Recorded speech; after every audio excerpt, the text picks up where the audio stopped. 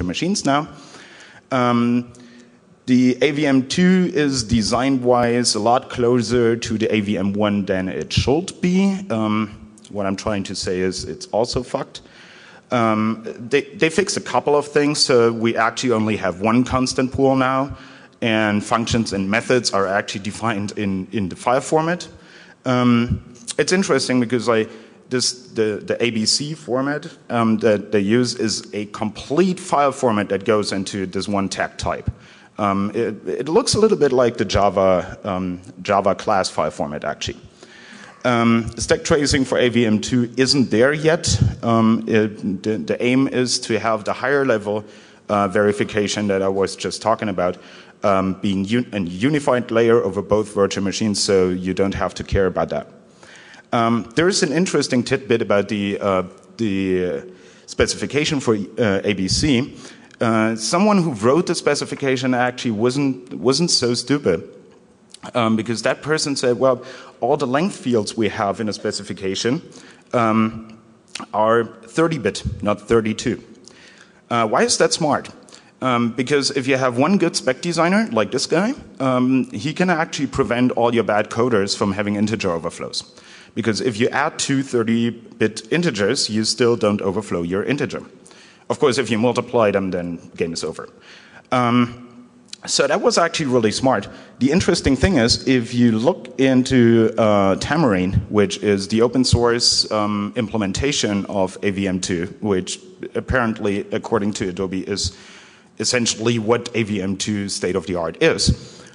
This is the function that reads those 30-bit integers. And if I may point to the last 3 lines, you will actually see that it parses out 32-bit. As much as I respect the spec designer for his idea, the basic parsing function within the code of the company that came up with this actually already fails that specification. So what happens when we use Blitzableiter in the real world? So far, we haven't found a single exploit that would actually pass through the format normalization layer.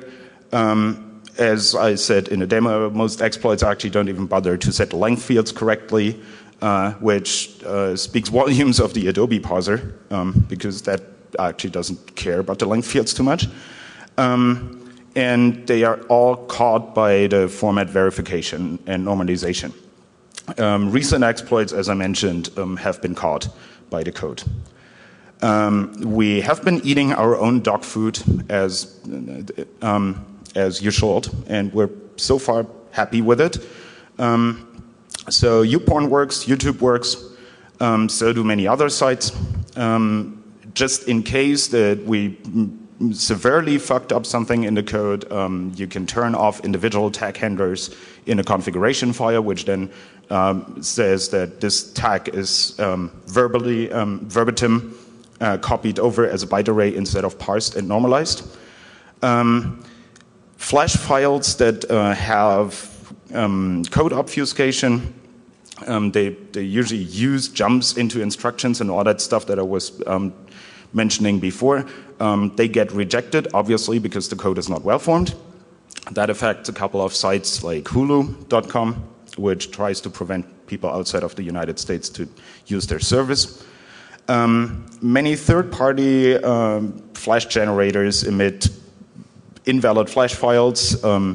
They use undocumented tag types, reserved fields, or ridiculously broken Flash for whatever reason, because the parser is so forgiving that you can actually create a lot of crap and it will still display something.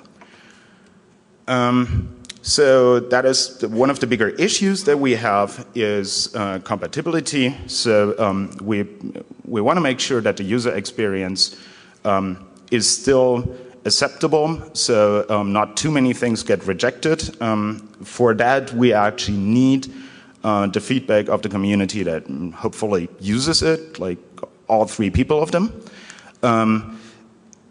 This is why the dialog box you've seen in the demo actually has a button that says like report this as invalid, so we can actually look at the Flash file that was eaten by Blitzableiter, and if you're convinced it's a good file, then you should actually press that button. Keep in mind that like many non-malicious Flash files are nevertheless really malformed and should be actually filtered because they're against their specification. Case in point here is half of the samples on Adobe's DevNet site, like the site that is actually supposed to show you the features of Flash, half of them actually violate their own specification. They make use of exception handlers that they do not declare. No idea how they produce those files, but it again speaks volumes. We only, like when you report something to us, we only store the content in the log file. It's all HTTP, so if you don't believe me, just sniff it yourself. And we also want to know if a Flash file sounds or looks different after it was filtered, because that is something we cannot automatically test for. And also, if something like that happens to you, then please let us know. So, brings me to the conclusions. We think that Blitzableiter shows that you can produce signature-free protections. They do have the burden of the initial implementation being hard and complex, but once you're over that, you can actually leverage the managed language environments and parsers to create format normalization. And I personally think that this approach can also be applied to other file formats. Things that are parsed by programs from the same vendor come to mind because they're often used for exploitation. Automated code property verification and enforcement is an interesting way for Flash content distributors to enforce contractual regulations and requirements. Not surprisingly, as you probably notice, it's a bit of a tricky area, but it can be done, and it is, in my eyes, a very valuable tool for people that have to accept content from third parties. And we simply hope that this tool is going to be a useful addition to your browser protection measures and allows you to serve your porn more safely. Here's some acknowledgement. Robert Hetzler is one of our interns. He works on this project, and he pulled quite some handful of hairs out during the attempt to parse that stuff. And Dirk Bryden is one of my teammates and helps me get something like this done. Mumbi is just generally awesome. And by the way, DJs tonight at B-Sides. So if you like good electronic music, then you should show up there. And that was it. If I still have time, I'm open for questions. Do I have time? I do, yeah.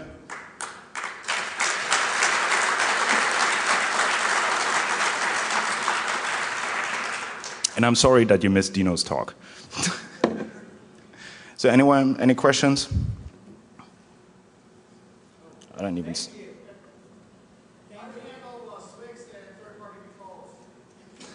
What was that? There's a mic coming to you. How do you handle SWIX and third-party controls? What do you mean with third-party controls? You can actually embed SWC objects into the Swift file format and actually execute those codes as part of your program. Also, it's like using Acme. Okay. I'm not 100% positive what you're talking about. We should actually, can you point me at the part in the spec that allows this? Yes. Okay. Well, if it's in the spec, it's handled. Like, we're really handling the complete SWF10 specification. If it's bytecode, then it gets automatically handled by the bytecode verifiers. But are you saying it's not bytecode?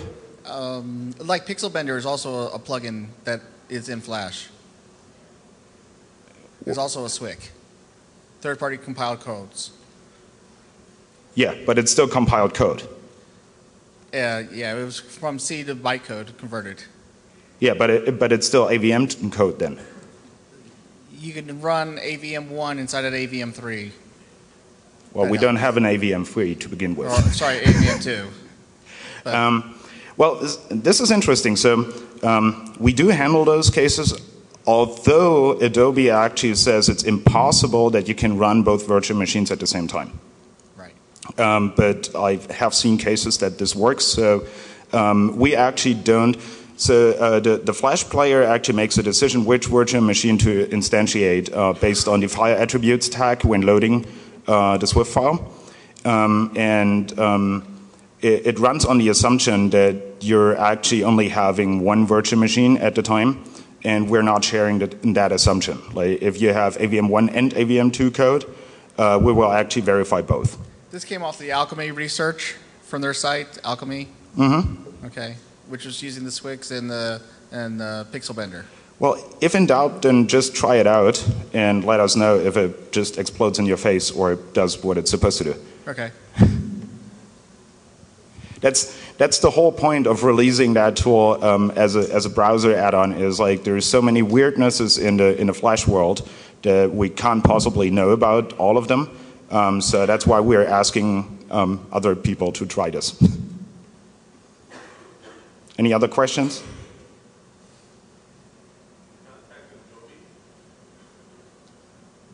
Do we have contact with Adobe? Yes, we do. They're actually surprisingly open to the whole idea, and we're trying to get to a point where we can discuss, especially cases where the specification diverts from the reality on the internet. And would like the samples on their own example page, and we're trying to engage them into discussions on like what are we supposed to do in this case. So let's see how that develops. The talks with Adobe are relatively new. They just happened like yesterday or 2 days ago.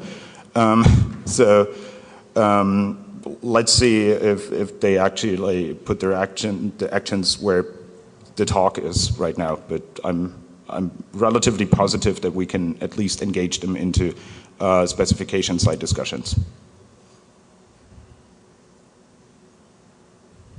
No more questions? Okay, thank you.